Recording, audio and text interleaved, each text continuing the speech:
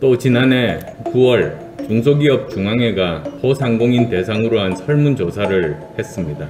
소상공인들 81%가 최고 단계의 사회적 거리두기 때 월 평균 매출 30% 이상 감소할 것이라고 응답했습니다. 이 정도면 본실 수준이 아니라 대참사입니다. 이런 참사를 냈으면 문재인 대통령이 먼저 직접 사과하는 것이 우선 아니겠습니까? 무엇보다도 코로나19 대응 강화를 위해 지난해 질병관리본부를 질병관리청으로 확대 개편했는데 정부 대책은 별반 나아지는 것이 없습니다. 어찌된 일입니까? 야당이 그렇게 반대했던 청와대 방역기획관은 도대체 하는 일이 뭡니까? 문 대통령께서 약속하신 모더나 백신은 언제 들어오는 겁니까? 보도에 따르면 대통령께서 직접 확보했다던 모더나 백신 2천만 명 분은 현재 1.2%에 불과한 23만 2,500명 분만 들어왔다고 하는데 사실입니까? 이런데도 정부는 백신 접종률을 자랑하며 대통령은 K방역 자화자찬을 하고 있다니 제정신입니까? 아니면 4차 대유행이 올 것이라고 전혀 예상하지 못하고 국민을 속이려고 한 겁니까? 정말 개탄스럽습니다. 이번 사회적 거리두기 강화로 인해 예상되는 경제 사회적 손실 규모는 상상을 초월할 겁니다. 작년 말 한국은행의 통화신용정책 보고서에 따르면 사회적 거리두기 최고 단계 격상 시 연간 기준으로는 민간 소비는 16.6% 감소, GDP는 8% 감소한다고 예측했습니다. 작년 우리나라 명목 GDP가 1933조였던 것을 감안한다면 한 달만 4단계 거리두기를 실시하면 월 13조 원 정도의 GDP 손실이 발생하는 겁니다. 또 지난해 9월 중소기업 중앙회가 소상공인 대상으로 한 설문조사를 했습니다. 소상공인들 81%가 최고 단계의 사회적 거리두기 때 월 평균 매출 30% 이상 감소할 것이라고 응답했습니다. 이번 4단계 실시로 소상공인, 영세 자영업자분들이 느낄 불안감과 공포감이 어떠할지 익히 짐작할 수 있습니다. 이 정도면 손실 수준이 아니라 대참사입니다. 이런 참사를 냈으면 문재인 대통령이 먼저 직접 사과하는 것이 우선 아니겠습니까? 지금처럼 큰 위기일 때는 대통령이 나서야지 총리 뒤에 숨어 몸살이는 모습을 보여주는 것은 지도자의 자세가 아닙니다. 무엇보다도 코로나19 대응 강화를 위해 지난해 질병관리본부를 질병관리청으로 확대 개편했는데 정부 대책은 별반 나아지는 것이 없습니다. 어찌된 일입니까? 질병관리청은 정치 방역에서 독립해서 전문가들의 소신대로 운영되고 있는 것입니까? 야당이 그렇게 반대했던 청와대 방역기획관은 도대체 하는 일이 뭡니까? 근본적으로 중대본도 있고 질병관리청도 있는데 청와대 방역기획관이 왜 필요합니까? 쓸데없이 국민 세금이나 축내는 옥상옥 불법 건물인 청와대 방역기획관 자리는 당장 철거하는 것이 마땅합니다. 문 대통령께서 약속하신 모더나 백신은 언제 들어오는 겁니까? 코로나19 유행의 원인도 백신 부족에 있고 방역의 최종적인 성공도 결국은 충분한 백신 조기 확보와 접종에 달려 있습니다. 그런데 백신은 함흥차사가 됐습니다. 보도에 따르면 대통령께서 직접 확보했다던 모더나 백신 2천만 명 분은 현재 1.2%에 불과한 23만 2,500명 분만 들어왔다고 하는데 사실입니까? 이런데도 정부는 백신 접종률을 자랑하며 대통령은 K방역 자화자찬을 하고 있다니 제정신입니까? 아니면 4차 대유행이 올 것이라고 전혀 예상하지 못하고 국민을 속이려고 한 겁니까? 정말 개탄스럽습니다. 대통령이 자화자찬하는 K방역은 근본적인 문제가 있습니다. 대통령 말만 믿다가는 K방역이 코리아 방역이 아니라 사람도 민생도 다 잡는 킬 방역이 될 수 있습니다. 지금 정부의 방역은 국민의 인내와 고통, 그리고 공공연한 사생활 침해를 담보로만 존재할 수 있는 국민 희생 방역입니다. 한마디로 주먹구구식의 비과학적이고 행정 편의적이고 사안에 따라 정치적 판단이 개입되는 방역 체계입니다. 저 안철수는 현행 정부 방역 체계에 대한 전면적인 쇄신 3가지를 요구합니다. 첫째, 정치 방역이 아닌 과학 방역으로 쇄신해야 합니다. 과학적 사실에 기반해서 객관적으로 판단하기보다는 정치적인 유불리와 내년 대선을 의식한 판단으로 방역에 대한 결정을 내리는 정치 방역이 계속되는 한 사태는 더욱 악화될 겁니다. 백신 접종은 2차까지 맞춰야 충분한 효력이 발생하는 만큼 백신 2차 접종률이 충분히 높아질 때까지 철저하고 엄격한 거리두기 수준을 유지해야 합니다. 그에 따라 발생하는 소상공인, 자영업 사장님들과 저소득층의 피해는 충분하고 집중적인 선별 지원으로 해결해야 합니다. 선량한 국민의 공짜 심리를 이용한 80, 90% 국민 재난지원금 술수는 지금 당장 걷어치워야 합니다.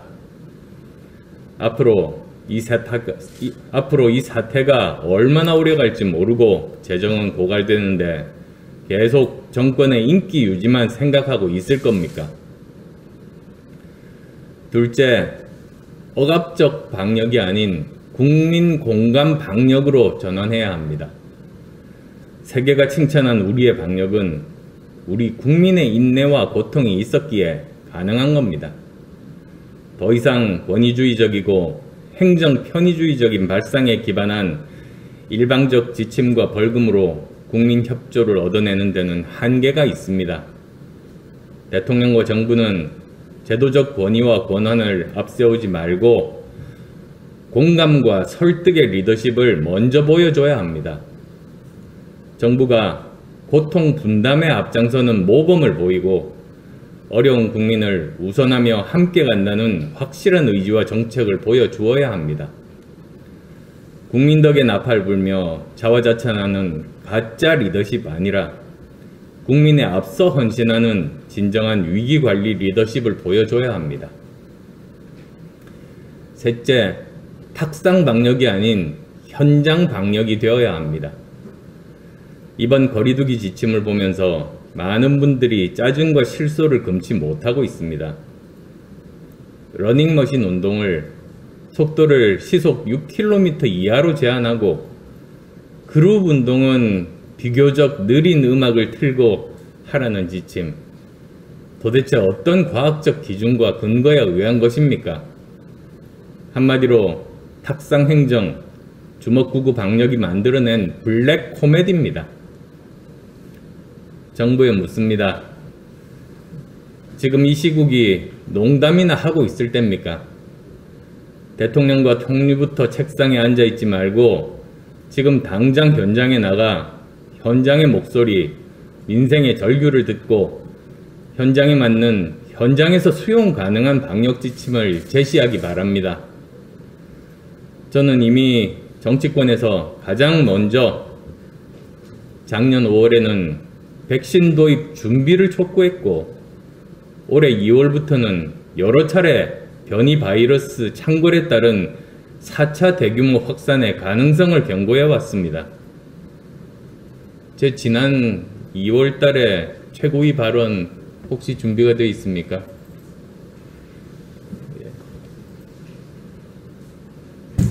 지난 2월입니다.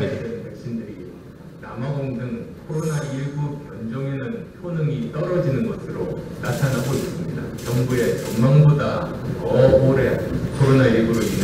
어려운 상황을 견뎌야 할지 모르겠습니다. 우선 저는 정부는 현재의 상황을 어떻게 보고 있는지 묻습니다. 첫째, 방역의 관점에서 코로나19 바이러스와의 전쟁이 기존 정부의 예상보다 길어질 수 있는지 정부의 상황 판단을 밝혀야 합니다. 둘째, 변이 바이러스에 효능이 있는 백신을 추가로 구입할 가능성에 대해서도 철저하게 대비해야 합니다. 셋째, 새로운 팬데믹 환경의 도래에 위해서 현 방역 대응 체제와 사회적 거리두기 방식을 다시 점검해야 합니다. 넷째, 코로나19 전쟁의 장기화에 위한 정부의 재정 대응 체계와 역량을 국민과 함께 검증해야 합니다. 백신과 방역을 정치에 악용하고 국민의 세금을 정파적 이익을 위해 쓰려는 세력에 맞서 끝까지 싸워 나가겠습니다. 작년 2월에 저는 변이 바이러스에 의한 대규모 확산 경고를 했음에도 불구하고 결국은 지금까지 정부가 그 이야기에 귀를 기울이지 않고 오히려 무시하면서 지금 이 사태를 맞이하게 됐다는 점 정말 안타깝게 생각합니다. 그런데도 정부 당국은 백신 접종률이 지지부진한 가운데 여행 쿠폰을 뿌리겠다며 샴페인을 터뜨렸습니다. 안타깝게도 5달 전 제 경고가 4차 대확산이라는 현실이 되고 말았습니다. 정부에게 강력하게 촉구합니다. 선거가 아니라 국민을 바라봐야 합니다. 코로나19는 간단치 않습니다. 델타 변이가 끝이 아닐 겁니다. 다음에 나타날 신종 변이는 기존 백신을 완전히 무력화할 수 있습니다. 백신 수급 상황도 더욱 나빠질지 모릅니다. 집단 면역까지는 갈 길이 너무나 멉니다. 이런 모든 상황에 대비해 우리는 계속 긴장을 유지해야 합니다. 쓸 수 있는 총알도 최대한 아껴야 합니다. 그러기에 국민 100%니 80%니 또 신용카드 캐시백이니 하면서 재난지원금을 무한 살포하려는 매표 정책은 위험천만합니다. 코로나19 위기가 언제까지 갈지 모르는데 위기 극복에 필요한 자원을 자신들의 정치적 사익을 위해 선거를 위해 낭비하는 일은 있을 수 없습니다.